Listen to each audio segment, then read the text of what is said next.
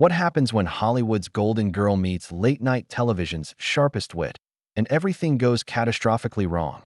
You won't believe what unfolds when Blake Lively sits down with Seth Meyers for what was supposed to be a routine promotional interview, only to witness one of the most explosive confrontations in late-night history. Before we get into this incredible story, make sure you hit that subscribe button and drop a comment below, because you're not going to believe what unfolds. The studio audience at Late Night with Seth Meyers had no idea they were about to witness television history in the making. What started as another celebrity appearance to promote Blake Lively's latest project quickly devolved into a masterclass in how public relations can go disastrously wrong when egos clash and uncomfortable truths surface under the bright studio lights. The tension was palpable from the moment Lively walked onto the set. Unlike her usual radiant demeanor that has charmed audiences for years, there was something different about her energy tonight. Her smile seemed forced, her wave to the audience perfunctory at best. Seth Meyers, ever the professional, maintained his trademark welcoming stance, but even he couldn't hide the slight confusion in his eyes as he greeted his guest. "Blake Lively, everybody," Seth announced to thunderous applause, but as the cameras captured every moment, viewers at home could sense an underlying current of unease. Lively settled into the guest chair with an air of someone who would rather be anywhere else, her posture rigid and defensive rather than the relaxed, conversational stance audiences had come to expect from her previous talk show appearances. Seth began with his usual warm-up questions, commenting on her latest film and making light conversation about her recent projects. But from the very first exchange, something felt off. When Seth mentioned her co-star's recent comments about working with her, Lively's expression shifted almost imperceptibly. Her publicist, visible in the wings, leaned forward with obvious concern. "So I have to ask," Seth continued, seemingly oblivious to the growing tension, "there's been quite a bit of discussion online about your promotional strategy for this film. Some critics have pointed out that you've been focusing more on your personal brand and lifestyle content rather than the actual movie itself. How do you respond to that?" The question hung in the air like a loaded weapon. Lively's jaw tightened, and for a moment, the studio fell into an uncomfortable silence. The audience, sensing something was amiss, began to shift nervously in their seats. This wasn't the light-hearted banter they'd come to expect from Seth's show. "I think," Lively began, her voice carefully controlled but with an edge that hadn't been there moments before. "That's a pretty reductive way to look at how actors choose to promote their work.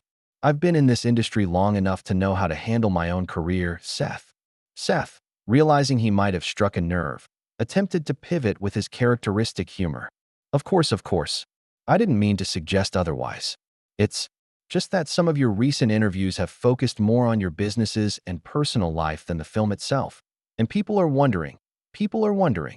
Lively interrupted, her voice rising slightly. "Or you're wondering?" Because there's a difference between legitimate journalism and gossip disguised as interview questions. The audience exchanged glances, some pulling out their phones to capture what was clearly becoming an unexpected moment of television drama. Seth's band leader looked on with wide eyes, while the show's producers in the control room scrambled to figure out how to handle the rapidly deteriorating situation. Seth tried to maintain his composure, but there was a flicker of annoyance in his eyes. "Blake, I think you might be misunderstanding the question. This is exactly the kind of media literacy discussion that's important to have. When you're promoting a serious film that deals with important social issues, and your interviews end up focusing on your hair care line or your latest business venture, it raises questions about priorities." The words hit their target with surgical precision. Lively's carefully maintained facade began to crack, and the mask of Hollywood politeness started to slip away. "Media literacy," she repeated, her voice dripping with disdain. "That's rich. Coming from someone who built their career on making jokes about celebrities from behind a desk." The audience gasped audibly. This was no longer a friendly chat between a host and his guest. This was becoming a public confrontation, broadcast live to millions of viewers. Seth's smile faltered for just a moment before he regained his composure. But the damage was done. The gauntlet had been thrown down. "I think we both know that's not fair," Seth replied, his voice steady, but with an underlying tension that regular viewers had rarely heard before. "But since we're talking about careers, let's discuss how your approach to this particular film's promotion has been received by the very communities the movie claims to represent. There have been some pretty serious criticisms about the disconnect between the film's message and your marketing approach. Lively's eyes flashed with something dangerous. The carefully crafted image of the gracious, relatable star was rapidly dissolving before the audience's eyes. And who exactly are you to lecture me about community representation, Seth? You sit in your comfortable late-night bubble making clever observations about the world, but what do you actually do to make a difference? The personal nature of the attack sent shockwaves through the studio. This wasn't just a disagreement about promotional strategies. This was becoming a character assassination in real time. The show's longtime fans had never seen Seth pushed to this point, and they watched with a mixture of fascination and horror as one of late-night television's most respected hosts was put on the defensive by his own guest. Seth leaned forward slightly, his professional demeanor beginning to show cracks of his own. Blake, I think we're getting off track here. The criticism isn't coming from me personally. It's coming from critics, from audiences, from the very people whose stories your film is supposed to tell. When survivors of domestic violence are saying they feel like their experiences are being trivialized by how this movie is being marketed, that's not about me or my show. That's about responsibility. The mention of domestic violence seemed to strike a particularly sensitive nerve. Lively's composure cracked further, and something raw and ugly began to emerge. Survivors? She laughed bitterly. You want to talk about survivors? How about we talk about surviving in an industry that constantly tears down women for every single choice they make? How about we discuss the impossible standards that male hosts like you perpetuate while pretending to be allies? The studio fell into a stunned silence. Even the usually supportive audience seemed uncertain about how to react. This was uncharted territory for Seth's show, and everyone present could feel they were witnessing something that would be talked about for years to come. The cameras continued to roll, capturing every moment of what was rapidly becoming one of the most uncomfortable interviews in late-night television history. Seth's face hardened, and for the first time since the interview began, he seemed to abandon any pretense of diplomatic hosting. Blake, I think you're deflecting from some very legitimate concerns. When you're starring in a film about domestic violence and your promotional interviews become about everything except the serious subject matter of the movie, people have a right to question that approach. And when critics point out the disconnect, calling them out for holding you accountable isn't going to make the criticism go away. The battle lines were now clearly drawn, and neither participant seemed willing to back down. What had started as a routine promotional appearance had transformed into something far more significant and dangerous. The audience watched in rapt attention as two public figures stripped away their carefully maintained personas and revealed something much more raw and confrontational underneath. But this was only the beginning. As the confrontation reached its first peak, both Seth and Blake seemed to realize they had crossed a line from which there might be no return. The next phase of their clash would prove even more explosive, as personal attacks gave way to something far more damaging and public. The studio audience sat in uncomfortable silence as both host and guest seemed to take a moment to catch their breath. But instead of using this pause to de-escalate, both Seth and Blake appeared to be calculating their next moves in what had become an all-out verbal warfare. The cameras continued rolling, capturing every micro-expression and tense moment as America watched two celebrities destroy each other on live television. Seth was the first to break the silence, his voice now carrying none of the warmth that had made him a beloved late-night host. You know what, Blake? Since we're being honest here, let's talk about the real issue. This isn't about me or my show, or even about how you choose to promote your projects. This is about accountability. When you take on a role that deals with serious trauma, you have a responsibility to the people whose stories you're telling. Lively's eyes narrowed dangerously. Don't you dare lecture me about responsibility. You have no idea what it's like to be a woman in this industry, constantly scrutinized for every decision, every outfit, every word. You get to sit behind that desk and make jokes about people's lives without any real consequences. Without consequences? Seth's voice rose, abandoning all pretense of his usual measured tone. Blake, I've been doing this job for years, and I've never seen someone so completely miss the point of their own project. Do you realize that domestic violence survivors have been reaching out to express how hurt they are by your approach to promoting this film. The mention of actual victims seemed to push Lively over an edge she hadn't even realized she was approaching. Oh, now you're speaking for domestic violence survivors? That's convenient. How many of them have you actually spoken to, Seth? How many of their stories have you really listened to? Or are you just using their pain to score points in an interview? The accusation hung in the air like poison gas.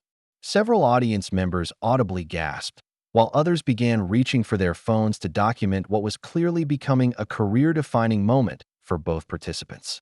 Seth's face went through a series of expressions: shock, anger, and something that looked almost like hurt. "That is completely out of line," Seth said, his voice deadly quiet now.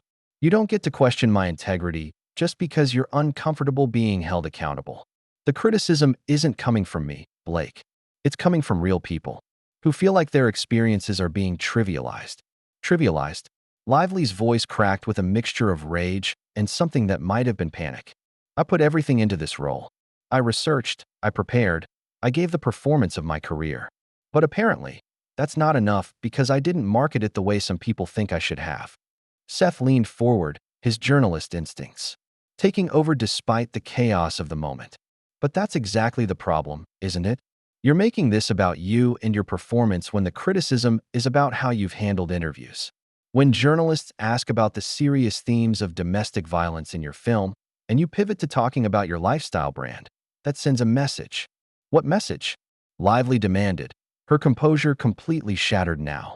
"That I'm a businesswoman? That I have interests beyond just acting?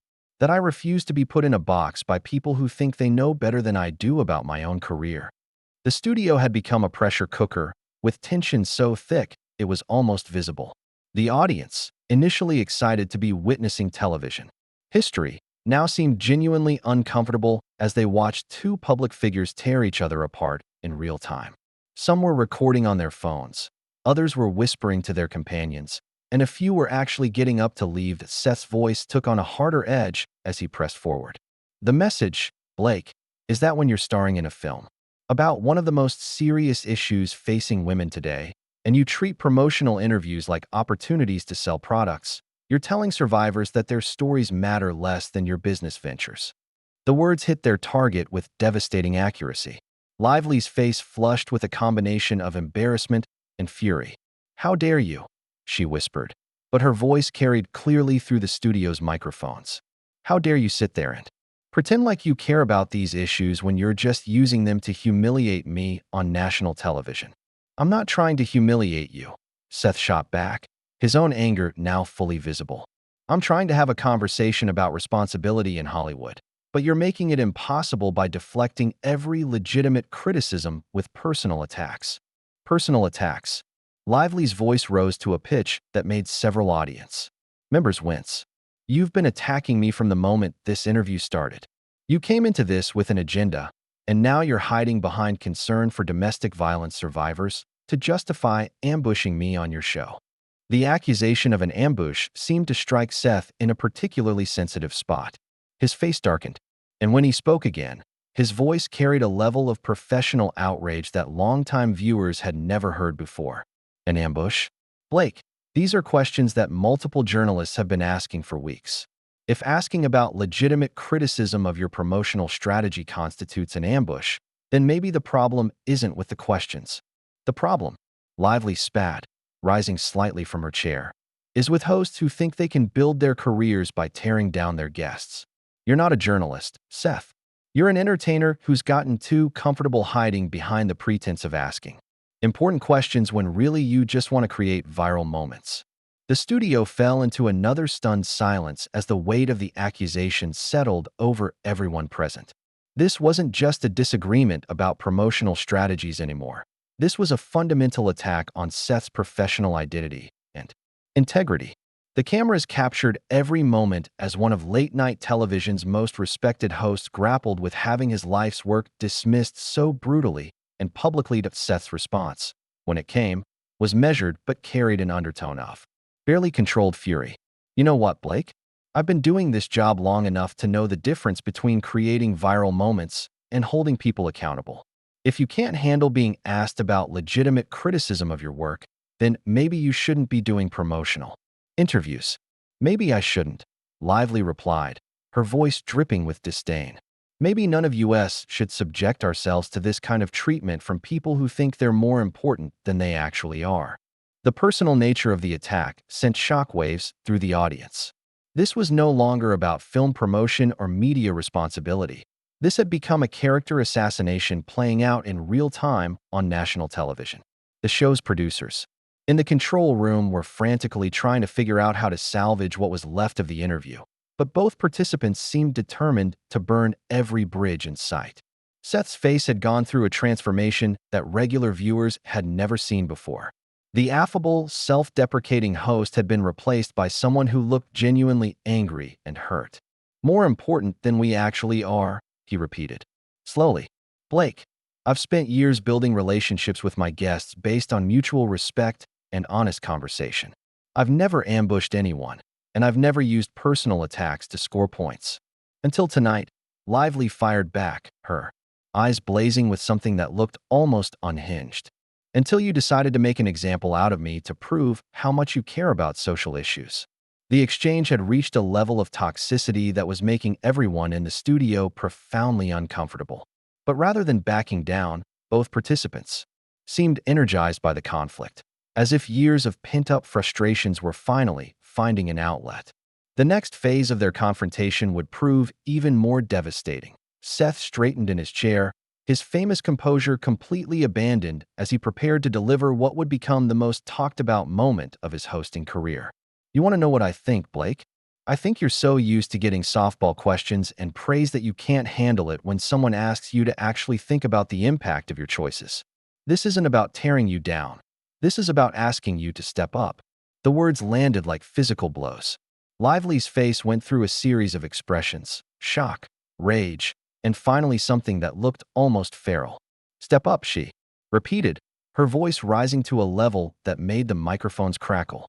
Who the hell do you think you are to tell me to step up? I've been working in this industry since I was a teenager, dealing with scrutiny and criticism that you couldn't handle for 5 minutes. Then act like it, Seth shot back without missing a beat. Act like someone who understands the weight of the stories you're telling. Act like someone who cares more about the message than the marketing opportunities. The brutality of the exchange had crossed every line of professional television decorum. The audience sat in stunned silence, some covering their mouths in shock, others recording frantically on their phones. This wasn't entertainment anymore. This was a public execution playing out in real time.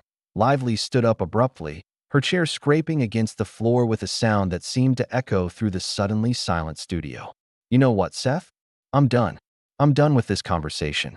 I'm done with your sanctimonious lectures, and I'm done pretending that this is anything other than a hit job disguised as journalism. But Seth wasn't finished.